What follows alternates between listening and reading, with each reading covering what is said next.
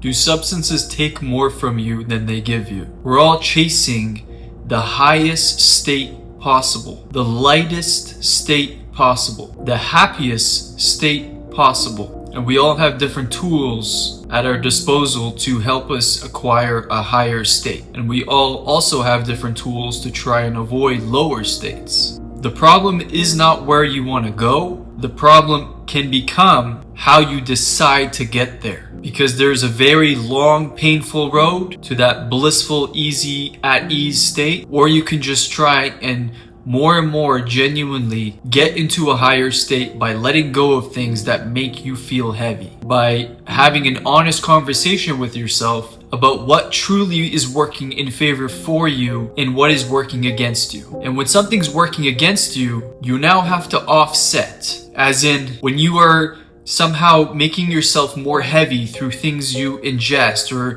through things you eat or things you drink or drugs or whatever it is, you now have to somehow offset that. And it just gets harder to reach higher and higher states when you're constantly giving yourself some baggage that is very heavy to carry with you to those higher and higher states. So either you just travel light and it's much easier to get to a light state, or you still will seek that light state, but it will be a very heavy and hard road because you will be carrying too much heavy baggage. So what is the answer? The answer is to let go. Always. Figure out what in your life is making you more heavy, more negative, more low, more dark, more depressed, more lost, and let go. We actually all have the same thing we're going for. We're all trying to achieve the same thing. We're all running to the light and running from the dark. The problem is, like I said, some things disguise themselves. Some tools disguise themselves as something to get you to the light. In reality, it brings you more into the dark. It makes you even more heavy. So that's where the problem can lie, is that some things lie.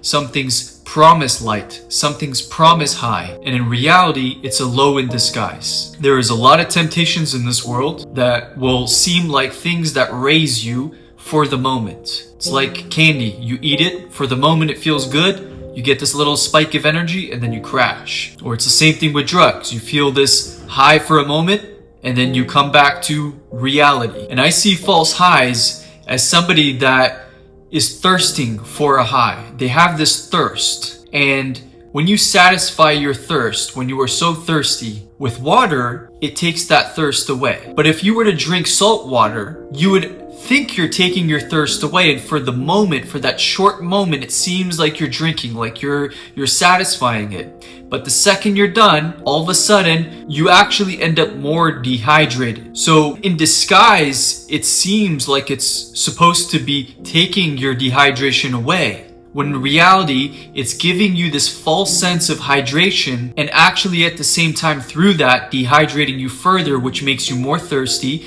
So there's this dependency on it. And that's how I kind of look at drugs and drinking alcohol and all those things. In the moment, it feels like it's satisfying something, but then it leaves you more needing it or feeling like you need it more, and it leaves you more without clarity of self, a sustainable happiness, a secure sense of self, and a stable sense of emotions. You want stability. You want to grow in a stable way. And when you're constantly having these ups and downs from doing things like that, it gets a lot harder to stabilize yourself as you're trying to become more of yourself. So my recommendation is see how good you can feel with as little as possible, with the most simple, not with the most profound tools, but with the most simple. It's kind of like an artist. Imagine someone learned to become a great artist by just having a rock in a cave. Then imagine if they became great with just those simple tools. Now you give them more advanced tools like a pen and a paper, and they can really show their art through that now, and it's much more powerful. So in the simplest ways, let's learn to just understand that happiness is simple. It doesn't have to be complicated, and let's try and only use tools that actually give us more than they take from us. There are better tools. There are other ways to satisfy or to reach higher states. You can meditate. You can be around animals. You can go in nature. You can draw. There's so many different things that you can also focus on feeling a high through that will stabilize you in the long run, make you feel a sense of lightness and like you're getting lost in your passion and it won't bring you down. It's sustainable and you can rely on it in a healthy way. You also have to know that you're worth that. Feeling good is worth it. And the longer you can maintain feeling good, it's worth it. And being disciplined is worth it. So since we're all trying to go to that same place, if someone gave you really bad directions on how to get there, you would be very annoyed. But we are all trying to go to the same place. And the directions are very simple. This world will misdirect you. It will give you the wrong directions on purpose. People in false places lead people to false places. And in this world, in order to lead yourself somewhere more genuine, you honestly have to lead yourself. You have to lead yourself there and be yourself at all costs. Hope this helps. Thank you very much for watching. See you in the next video.